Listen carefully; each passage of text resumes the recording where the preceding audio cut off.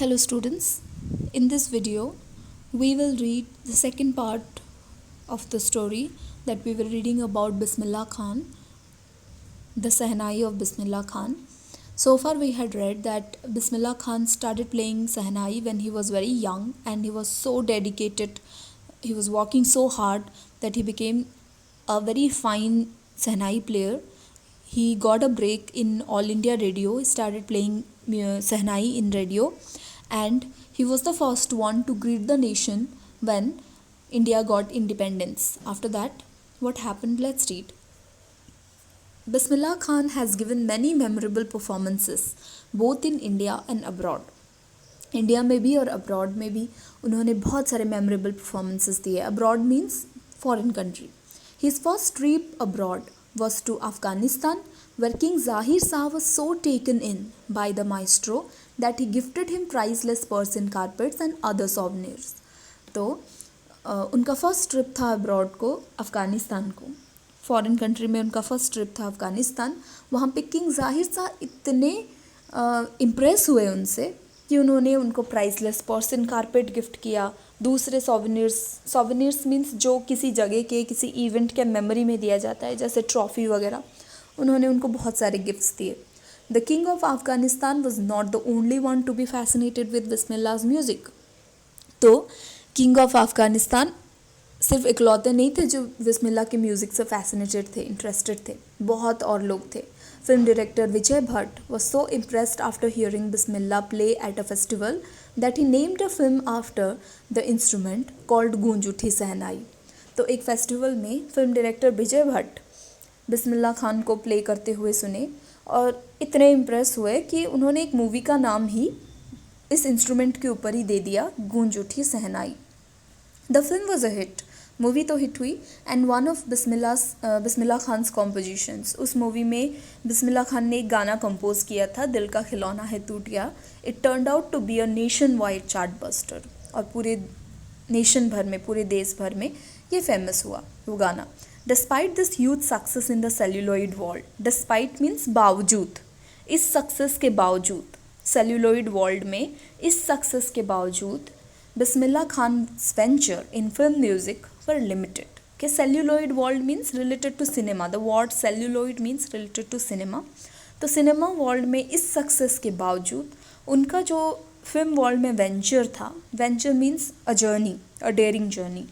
तो film world में जो उनका म्यूज़िक का वेंचर था वो बस 2 ही फिल्म्स तक लिमिटेड था. एक तो था विजय Bhatt's Goonj Uthi Shehnai and the other one was Vikram Srinivas's Kannada venture Sanadi Appanna. I just can't come to terms with the artificiality and glamour of the film world. Film world का ये जो ग्लैमर है, दिखावा, आर्टिफिशियलिटी है, इनके साथ मैं टर्म्स नहीं बना सकता. I can't come to terms means मेरी इनके साथ बनती ही नहीं है. ही सेज विथ एम्फोसिस, वो जोर दे के ऐसा कहते हैं. So why he has not worked with movie world? Because he doesn't feel satisfied with it because it is so much artificial. It's really full of glamour. Now come to the next paragraph. Awards and recognition came thick and fast. Bismillah Khan became the first Indian to be invited to perform at the prestigious Lincoln Central Hall in the United States of America. उनको बहुत सारे awards, बहुत सारे recognitions मिले और Lincoln central hall में बुलाए जाने वाले पहले इंडियन थे. ओके, लिंकन सेंट्रल हॉल जो कि यूनाइटेड स्टेट्स ऑफ अमेरिका में है, that is considered a prestigious place for all the artist all over the world. He also took part in the world exposition in Montreal, in the Cannes art festival and in the Osaka trade fair. ये सारे international events में उन्होंने India को represent किया था. So well known did he become internationally that an auditorium in Tehran was named after him. वो internationally इतने famous हो गए कि तेहरान में एक ऑडिटोरियम पूरा उनके नाम पे बनाया गया. Tehran मौसीकी Ustad Bismillah Khan was the name of the auditorium. National awards like the Padma Shri, the Padma Bhushan and the Padma Vibhushan were conferred on him. तो सारे पद्मा अवार्ड्स उनको मिल गए. कन्फर मीन्स डेडिकेट करना, किसी को ग्रांट करना. ओके, तो ये सारे पद्मा अवार्ड्स उनको मिले थे.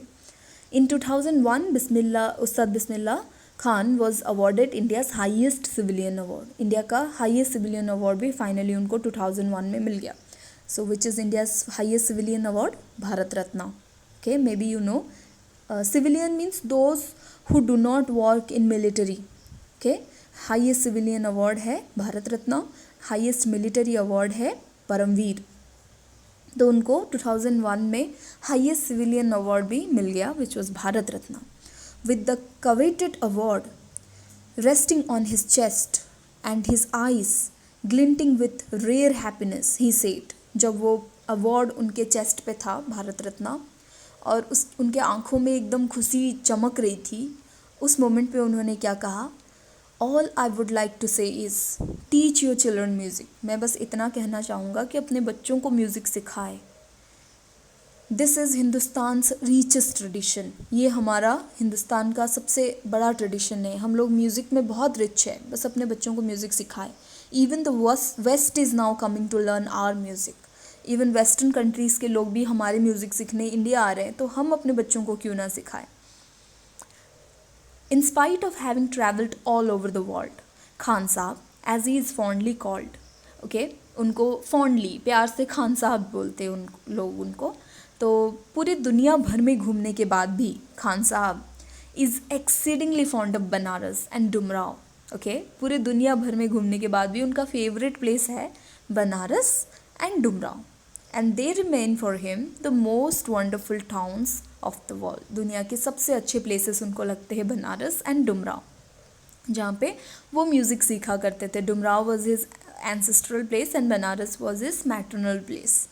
अ student of his once wanted him to head a shehnai school in the USA। उनका एक स्टूडेंट एक बार उनको ऑफ़र किया कि आप USA आ जाओ, वहाँ पे हमने एक म्यूज़िक स्कूल खोला है, आप उसको हेड करो, be the head of it. And the student promised to recreate the atmosphere of Banaras by replicating the temples there। तो इवन उसने ये भी प्रॉमिस किया कि आपको अगर बनारस पसंद है, मैं पूरा बनारस को वहाँ पे कॉपी कर दूँगा। रेप्लिकेट मीन्स कॉपी करना। बनारस का पूरा एटमॉस्फेयर मैं वहाँ पे बना दूँगा आपके लिए, एंड टेम्पल्स बना दूँगा, जैसे बनारस पूरा दिखता है वैसा बना दूँगा। But Khan Sahab asked him if he would be able to transport river Ganga as well. फिर खान साहब उससे पूछते, ठीक है, बनारस जैसे टेम्पल, उसके जैसा एटमॉस्फेयर तो बना दोगे, क्या रिवर गंगा को भी तुम ट्रांसफ़र कर सकते हो? Later he is remember to have said that is why whenever I am in a foreign country I keep yearning to see Hindustan. फिर उन्होंने कहा, यही तो रीज़न है कि जब भी मैं फॉरेन कंट्री में होता हूँ आई कीप यर्निंग। यर्निंग मीन्स किसी चीज़ को पाने की जो तड़प होती है, the intense feeling of longing for something. Okay, तो मैं तड़पता रहता हूँ वापस हिंदुस्तान आने के लिए। While in Mumbai I think of only Banaras and the Holi Ganga. जब मुंबई में भी होता हूँ, ऐसे बनारस और गंगा के बारे में ही सोचता हूँ, क्योंकि ये मेरे फेवरेट प्लेस है।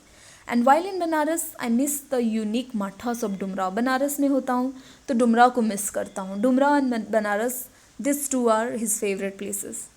Ustad Khan's, Bismillah Khan's life is a perfect example of the rich cultural heritage of India। India के रिच कल्चरल हेरिटेज को अगर जानना है तो उस्ताद बिस्मिल्लाह खान के लाइफ को पढ़ना चाहिए। One that effortlessly accept that a devout Muslim like him can very naturally play the shehnai every morning at the Kashi Vishwanath temple. Okay, वो खुद एक डिवॉट मुस्लिम है। डिवॉट मीन्स जो बहुत ज़्यादा डेडिकेटेड हो अपने अल्लाह के लिए।